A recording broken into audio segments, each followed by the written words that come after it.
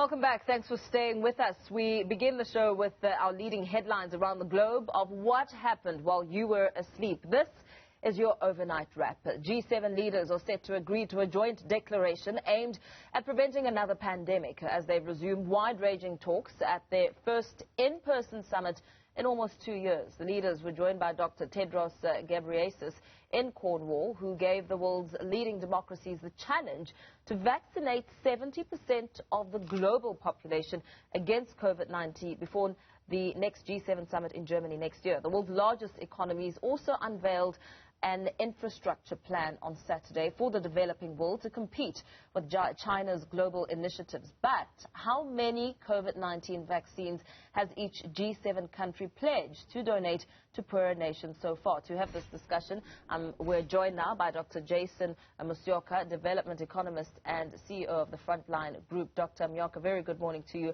Thank you so much for your time. The leaders have met and, of course, meeting and wrapping up at the same time this weekend, meeting in person for the first time in 2 years, faced with a global pandemic. And the call has really been to ensure that there is an adequate plan when it comes to sharing vaccines. And I know that they have pledged 1 billion vaccines for poorer nations, but that has been branded inadequate. What do you make of that discussion and how it's being expanded? So thank you so much for having me. And yes, so I think that it has been a marathon weekend trying to meet, but very critically there are 4 key points that the G7 is meeting to discuss. One of it is, of course, as we expect, recovery from COVID-19 and where we move from here. But that's linked to also the fact that we need to look at long-term resilience against pandemics such as this. So that's the core of the discussion within the G7 over the weekend. But they also have proposed 3 other agenda items. The second one would be climate change and biodiversity, which, as we know, is affecting the globe significantly. Thirdly, they are also discussing about multilateralism, and this is really pushback against Trump's nationalism and the sorts of nationalisms which we've seen them arising in the world of the last decade. And lastly, they have been also discussing around trade and how to ensure that there is fair trade around the world. But COVID-19 takes the lion's share of that discussion.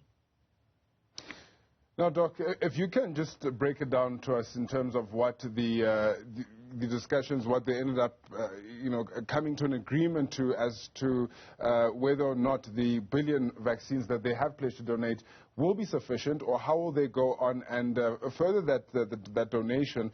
And also, I mean, these were countries that initially bought majority of the vaccines that were available as soon as they were available, kept them to themselves, and now they say they're going to donate. Is this a charitable sign, or is it them just getting rid of perhaps stock that they have left in their arsenal? So the geopolitics are at play here, and firstly, as you rightly indicate, there has been an agreement that 1 billion vaccines should be donated to low-income and middle-income countries, not just Africa, but Southeast Asia, Latin America, and so forth. And the U.S. has recommended, or they have proposed, to donate half of that, which is 500 million vaccines. So that's if you assess again what's going on there, it's geopolitics. The U.S. is stepping forward and wanting to be seen to be taking leadership as far as recovery for the rest of the world is concerned. But that said, U.S. has done also, as you know, very well in terms of their vaccine. They have reached their herd immunity, which is over 60%. Europe is going towards there. I think UK has done tremendously well. So it's interesting that from an analytical point of view, that only after they've really achieved their targets are they now looking at ways of donating these vaccines. And by the way, of all the vaccinations that have taken place, Africa has only taken 2% at the moment. So there has been a very, very slow progress from African side. But I think it's a good gesture. We could see it as such, but it doesn't solve the problem that we've been dealing with of geopolitics and the kind of politics that have been playing on the background of the vaccine rollout. U.S. President Joe Biden, in his opening statement, spoke about how it's really important at a time such as this to not repeat the mistakes of the Great Recession in 2008 when it comes to recovery not being uniform across the countries. Now, when it comes to the advocates for greater access to the vaccine, they've said that these vaccines that have been put on the table to be shared, the plan is too small, too narrow, and it's inadequate. What are your thoughts around the inadequacy? Is it enough, or is more needed? And how much more? And who will it take to provide? I think if you look at, again, the fact that before we arrived at this point of donating 1 billion, countries such as Canada, they had taken 7 times more of the vaccines that they need, and several other countries, including European countries. And so when we talk about even recovery, it's very unlikely that that's going to happen, not least because some countries are experiencing more waves. India, as we know, they have even ceased exporting their vaccines that are manufactured there because of the waves that are going on there. And in South Africa, we are at a scale of another 3rd wave. So that idea, it really is largely theoretical when we talk about even recovery. It's not just going to happen, not least because these countries that are wealthy countries, they have been able to hoard their vaccines and to do even their second rounds of vaccines as required. So it's not going to be an even recovery, I have to say that. But I think, unfortunately, for the continent, as far as there is going to be, in our case here in Africa, we are going to see to receive donations. They all come via the COVAX facility.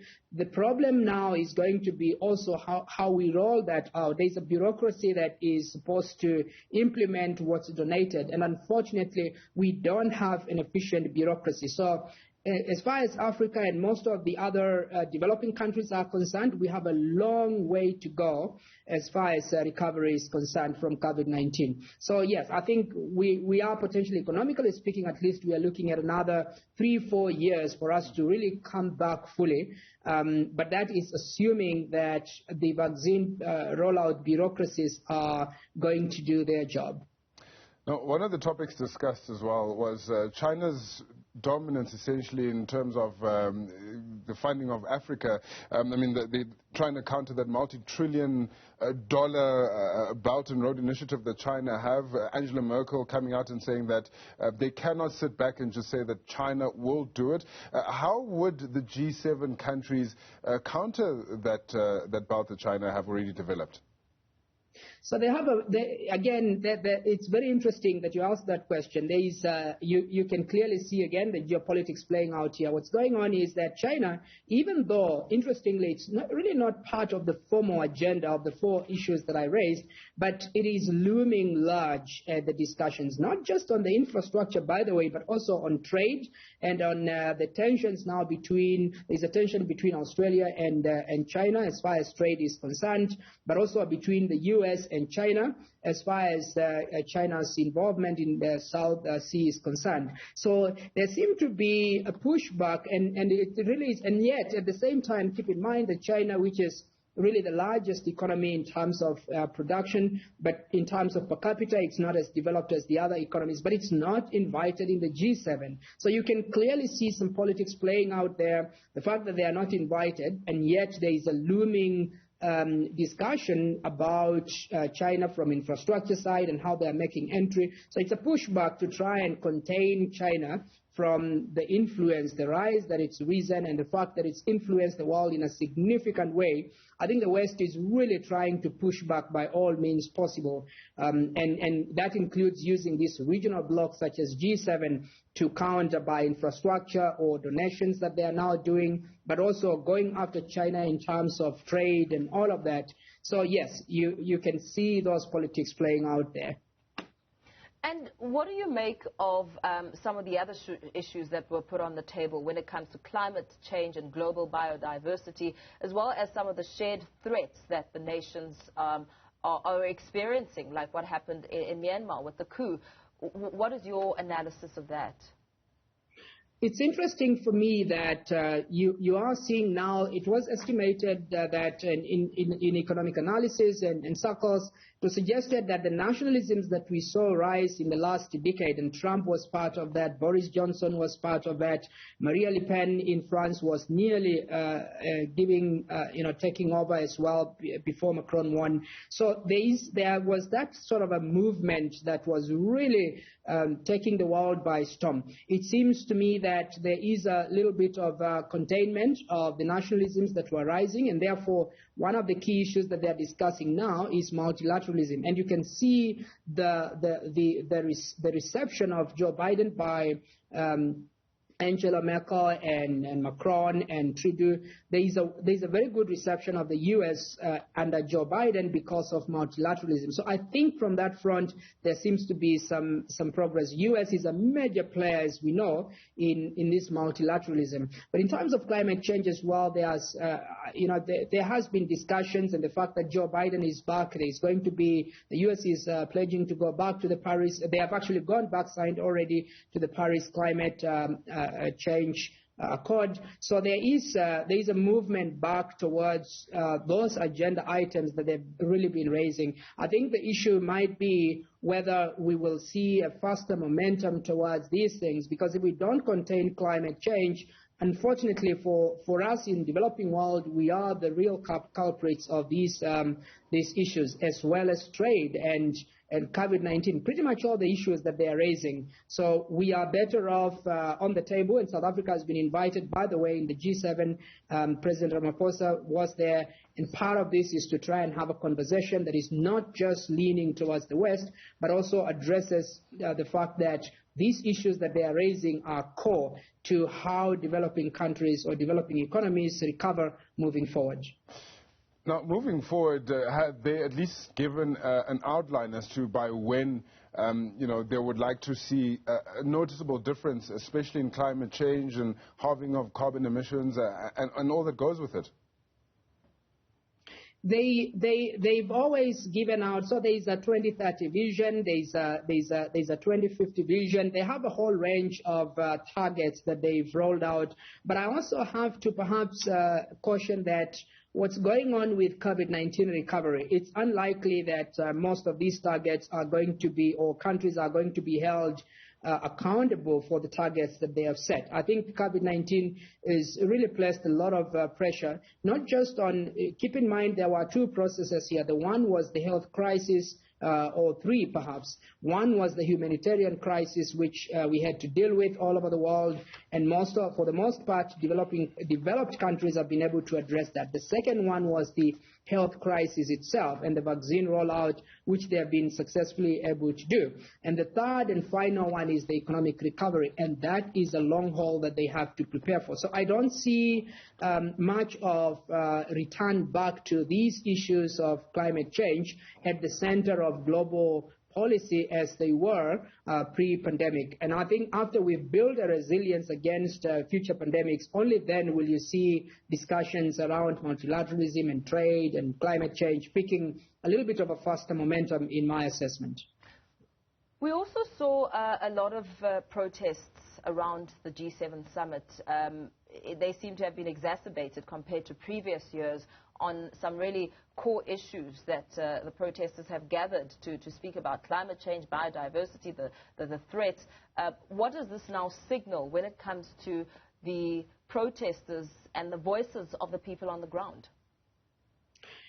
That's a very insightful and interesting question. If you look at history, and if history is anything to go by, we might be getting into an era of protests and strikes, and not least because if you look at the 1730s, there was an outbreak of cholera in the UK and largely in Europe, and that facilitated the Industrial Revolution. But most importantly, it continued to the French Revolution. So, in other words, you had discontent that was arising because of government's failure to respond. You see capitalism really taking root during times such as this. And during the pandemic now, you can clearly see that capitalism or capitalists are, the system itself, it really seems to be replenishing itself. And there's an interesting book written by Kaplasky about the global recession, and it talks about the fact that even though we had a global recession, it was not really the end of capitalism.